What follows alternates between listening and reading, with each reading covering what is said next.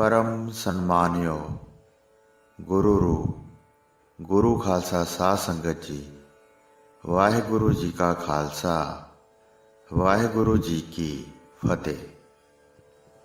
ਸਾਹਿਬ ਸ਼੍ਰੀ ਗੁਰੂ ਗੋਬਿੰਦ ਸਿੰਘ ਜੀ ਮਹਾਰਾਜ ਜਦੋਂ ਭਰ ਜਵਾਨੀ ਵਿੱਚ ਸਨ ਤਾਂ ਸਤਿਗੁਰੂ ਜੀ ਦੇ ਸੁੰਦਰ ਮੁਖੜੇ ਦਾ ਪ੍ਰਭਾਵ ਹਰ ਇੱਕ ਦੇ ਉੱਤੇ ਪੈਂਦਾ ਸੀ। ਪਰ ਜੋ ਮਲੀਨ ਅੰਤਿਸ਼ ਕਰਨ ਵਾਲੇ ਲੋਕ ਹਨ ਉਹ ਕਦੇ ਗੁਰੂ ਪੀਰਾਂ ਨੂੰ ਵੀ ਬਖਸ਼ਦੇ ਨਹੀਂ ਹਨ। ਇੱਕ ਅਨੂਪ ਕੌਰ ਨਾਮ ਦੀ ਔਰਤ ਮੰਦ ਵਾਸ਼ਨਾ ਵਾਲੀ, ਜਿਸ ਦੇ ਮਨ ਵਿੱਚ ਵਿਸ਼ਿਆਂ ਨੇ ਇਤਨਾ ਬਲ ਪਾਇਆ ਕਿ ਉਹ ਇਹ ਵੀ ਨਾ ਸੋਚ ਸਕੀ ਕਿ ਇਹ ਸਮਰੱਥ ਗੁਰੂ ਜੀ ਸਰਵ ਸ਼ਕਤੀਮਾਨ ਪਰਮੇਸ਼ਰ ਸਰੂਪ ਹਨ।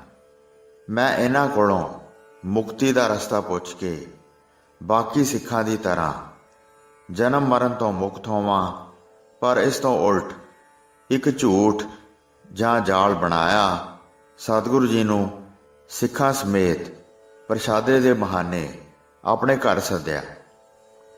ਬੜੇ ਸਵਾਦਿਸ਼ਟ ਭੋਜਨ ਤਿਆਰ ਕਰਕੇ ਲੰਗਰ ਵਰਤਣਾ ਸ਼ੁਰੂ ਹੋਇਆ ਔਰ ਕੁਝ ਸਿੰਘਾਂ ਸਮੇਤ ਸਤਿਗੁਰੂ ਜੀ ਨੇ ਲੰਗਰ ਛਕਿਆ।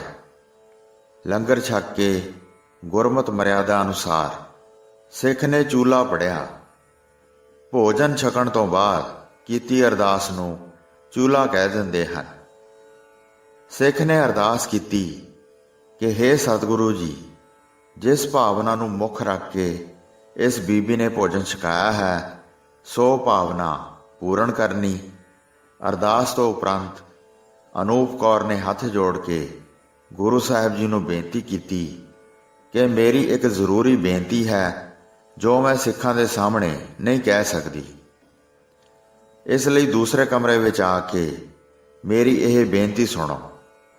ਸੁਤੇ ਸਿੱਧ ਸਤਿਗੁਰੂ ਜੀ ਉਸ ਦੀ ਗੱਲ ਸੁਣਨ ਲਈ ਜਿਉਂ ਹੀ ਦੂਜੇ ਕਮਰੇ ਵਿੱਚ ਗਏ ਤਾਂ ਉਹ ਝੱਟ ਹੀ ਦਰਵਾਜ਼ਾ ਬੰਦ ਕਰਕੇ ਸਤਿਗੁਰੂ ਜੀ ਨੂੰ ਮੰਦ ਵਾਸ਼ਨਾ ਪ੍ਰਗਟ ਕਰਕੇ ਦਿਖਾਉਣ ਲੱਗੀ ਤਾਂ ਸਤਿਗੁਰੂ ਜੀ ਨੇ ਕਿਹਾ ਕਿ ਬੀਬੀ, ਇਹ ਕੀ ਕਰ ਰਹੀ ਹੈ? ਤੇਰੀ ਮਤ ਠੀਕ ਹੈ? ਇਹ ਨਰਕਾਂ ਨੂੰ ਜਾਣ ਵਾਲਾ ਕਰਮ ਹੈ ਜਿਸ ਦੀ ਸਜ਼ਾ ਦਰਗਾਹ ਵਿੱਚ ਤੱਤਿਆਂ ਥੰਮਾਂ ਦੇ ਨਾਲ ਬੰਨ੍ਹ ਕੇ ਦਿੱਤੀ ਜਾਂਦੀ ਹੈ। ਅੱਗੋਂ ਅਨੂਪ ਕੌਰ ਨੇ ਕਿਹਾ ਕਿ ਤੁਹਾਡੇ ਸਿੱਖ ਨੇ ਅਰਦਾਸ ਵਿੱਚ ਕਿਹਾ ਹੈ ਕਿ ਜੋ ਭਾਵਨਾ ਲੰਗਰ ਛਕਾਉਣ ਦੀ ਇਸ ਬੀਬੀ ਦੀ ਹੋਵੇ ਗੁਰੂ ਪੂਰੀ ਕਰੇ। ਸੋ ਮੇਰੀ ਭਾਵਨਾ ਤਾਂ ਆਪ ਜੈਸਾ ਪੁੱਤਰ ਪੈਦਾ ਕਰਨ ਦੀ ਹੈ। ਤੁਹਾਡੇ ਜੈਸਾ ਪੁੱਤਰ ਤੁਹਾਡੇ ਸੰਜੋਗ ਤੋਂ ਹੀ ਹੋ ਸਕਦਾ ਹੈ। ਗੁਰੂ ਜੀ ਨੇ ਕਿਹਾ, ਗੁਰੂ ਕਿਸੇ ਦੀਆਂ ਮੰਦੀਆਂ ਵਾਸ਼ਨਾ ਨਹੀਂ ਪੂਰੀਆਂ ਕਰਦੇ ਹੁੰਦੇ। ਅਨੂਪ ਕੌਰ ਨੇ ਕਿਹਾ, ਜੇ ਤੁਸੀਂ ਮੇਰੇ ਨਾਲ ਸਹਿਮਤ ਨਾ ਹੋਏ, ਮੈਨੂੰ ਤਾਂ ਦੁਨੀਆ ਵਿੱਚ ਕਿੰਨੇ ਕੁ ਲੋਕ ਜਾਣਦੇ ਹਨ। ਤੁਸੀਂ ਆਪਣੇ ਵੱਲ ਵੇਖੋ, ਸਾਰਾ ਸੰਸਾਰ ਤੁਹਾਨੂੰ ਗੁਰੂ ਕਹਿ ਰਿਹਾ ਹੈ। ਮੇਰੇ ਇੱਕ ਸ਼ਬਦ ਕਹਿਣ ਦੇ ਨਾਲ ਤੁਹਾਡੀ ਇੱਜ਼ਤ ਮਿੱਟੀ ਵਿੱਚ ਰੁਲ ਜਾਏਗੀ। ਜਦੋਂ ਮੈਂ ਲੋਕਾਂ ਦੇ ਵਿੱਚ ਇਹ ਰੌਲਾ ਪਾਇਆ ਕਿ ਗੁਰੂ ਨੇ ਮੇਰੀ ਬਾਂਹ ਫੜ ਲਈ, ਲੋਕਾਂ ਵਿੱਚ ਜਿੱਥੇ ਤੁਹਾਡਾ ਜਸ ਹੋ ਰਿਹਾ ਹੈ ਉੱਥੇ ਅਪਜਸ ਹੋਵੇਗਾ। ਸ਼ੇਰ ਦਿਲ ਸਤਿਗੁਰੂ ਜੀ ਬੋਲੇ ਕਿ ਅਨੂਪ ਕੌਰ, ਪਹਿਲੀ ਤਾਂ ਗੱਲ, ਤੂੰ ਇਸ ਗੱਲ ਵਿੱਚ ਕਾਮਯਾਬ ਨਹੀਂ ਹੋ ਸਕੇਂਗੀ, ਕਿਉਂਕਿ ਸੰਸਾਰ ਜਾਣਦਾ ਹੈ ਕਿ ਗੁਰੂ ਕਦੇ ਝੂਠ ਨਹੀਂ ਬੋਲਦਾ। ਮੇਰੇ ਤੇ ਭਰੋਸਾ ਰੱਖਣ ਵਾਲੇ ਤੇਰੀ ਝੂਠੀ ਗੱਲ ਤੇ ਭਰੋਸਾ ਨਹੀਂ ਕਰਨਗੇ। ਪਰ ਜੇ ਸਾਰਾ ਸੰਸਾਰ ਇੱਕ ਪਾਸੇ ਹੋ ਕੇ ਮੇਰਾ ਅਬਜਸ ਕਰੇਗਾ, ਇਹ ਮੈਂ ਸਹਿਣ ਕਰ ਸਕਦਾ ਹਾਂ। ਪਰ ਧਰਮ ਤੋਂ ਬੇਮੁਖ ਹੋਣਾ ਇਹ ਗੁਰੂ ਸੁਭਾਅ ਤੋਂ ਉਲਟ ਤਾਂ ਹੈ ਹੀ, ਇਹ ਤਾਂ ਸਿੱਖ ਸੁਭਾਅ ਤੋਂ ਵੀ ਉਲਟ ਹੈ।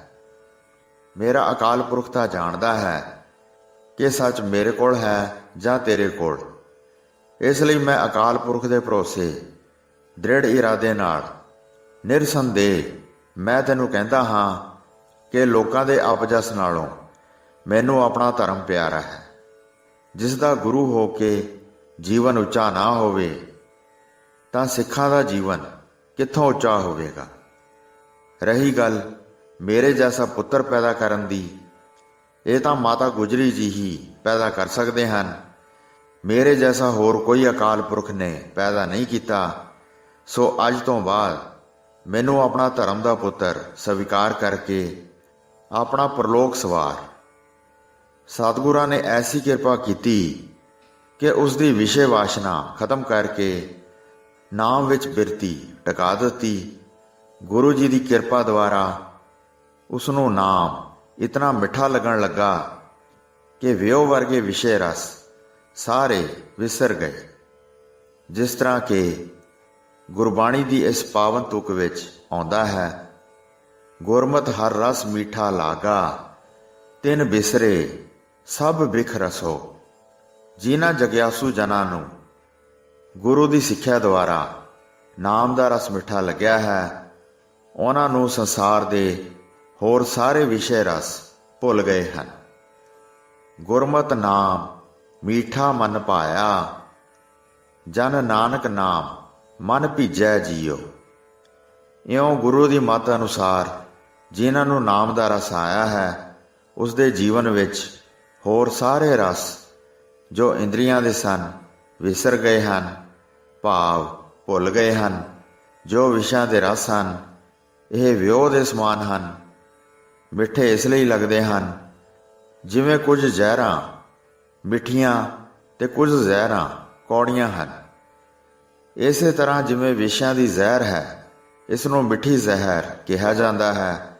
ਜ਼ਹਿਰ ਤਾਂ ਜ਼ਹਿਰ ਹੈ, ਭਾਵੇਂ ਤਾਸੀਰ ਕੌੜੀ ਹੋਵੇ ਭਾਵੇਂ ਮਿੱਠੀ ਹੋਵੇ, ਉਸਨੇ ਕੰਮ ਜ਼ਹਿਰ ਦਾ ਹੀ ਕਰਨਾ ਹੈ। ਇਸ ਲਈ ਸਤਿਗੁਰੂ ਜੀ ਨੇ ਵਿਸ਼ਿਆਂ ਨੂੰ ਮਿੱਠੀ ਜ਼ਹਿਰ ਕਿਹਾ ਹੈ। ਜੋ ਖਾਣ ਵਿੱਚ ਸਵਾਦ ਹੋਵੇ ਪਰ ਹੋਵੇ ਜਾਨਲੇਵਾ, ਉਸ ਨੂੰ ਮਿੱਠੀ ਜ਼ਹਿਰ ਕਿਹਾ ਜਾਂਦਾ ਹੈ। ਸੋ ਇੱਥੇ ਸਤਿਗੁਰੂ ਜੀ ਨੇ ਇਹ ਵਰਣਨ ਕੀਤਾ ਹੈ ਕਿ ਜਦੋਂ ਨਾਮ ਦਾ ਮਿੱਠਾ ਰਸ ਆਉਣ ਲੱਗ ਜਾਂਦਾ ਹੈ, ਫਿਰ ਸੰਸਾਰ ਦੇ ਵਿਸ਼ੇ ਰਸ ਫਿੱਕੇ ਪੈ ਜਾਂਦੇ ਹਨ, ਉਹਨਾਂ ਤੋਂ ਕੋਈ ਰਸ ਨਹੀਂ ਆਉਂਦਾ। ਇਸੇ ਸਿਧਾਂਤ ਉੱਤੇ ਕਿਤਨੀਆਂ ਹੀ ਸਾਖੀਆਂ ਦੇ ਪ੍ਰਮਾਣ ਦਿੱਤੇ ਜਾ ਸਕਦੇ ਹਨ। ਪਰਮੇਸ਼ਰ ਵਾਹਿਗੁਰੂ ਦਾ ਹਰ ਹਰ ਨਾਮ ਸਿਮਰਨ ਮਿੱਠਾ ਅੰਮ੍ਰਿਤ ਰੂਪ ਹੈ। ਹਰੀ ਦੇ ਸੰਤਾਂ ਪਾਸੋਂ ਚੱਕ ਕੇ ਦੇਖ ਲਓ, ਭਾਵ ਆਨੰਦ ਮਾਣ ਕੇ ਵੇਖ ਲਓ, ਕਿਉਂਕਿ ਇਹ ਆਨੰਦ ਜਿਸ ਨੇ ਚਖਣਾ ਕੀਤਾ ਹੈ ਉਸੇ ਨੂੰ ਹੀ ਆਉਂਦਾ ਹੈ। ਇਹ ਗੂੰਗੇ ਦੀ ਮਠਿਆਈ ਵਾਲੀ ਵਾਰਤਾ ਹੈ। ਜਿਵੇਂ ਗੂੰਗੇ ਪੁਰਸ਼ ਕੋਲ ਜ਼ੁਬਾਨ ਨਾ ਹੋਣ ਕਰਕੇ ਉਹ ਗੁੜ ਦੀ ਵਿਆਖਿਆ ਨਹੀਂ ਕਰ ਸਕਦਾ, ਇਸੇ ਤਰ੍ਹਾਂ ਨਾਮ ਦਾ ਰਸ ਚਖਣ ਵਾਲਾ ਉਸ ਦੀ ਵਿਆਖਿਆ ਨਹੀਂ ਕਰ ਸਕਦਾ। ਵਾਹਿਗੁਰੂ ਜੀ ਕਾ ਖਾਲਸਾ, ਵਾਹਿਗੁਰੂ ਜੀ ਕੀ ਫਤਿਹ।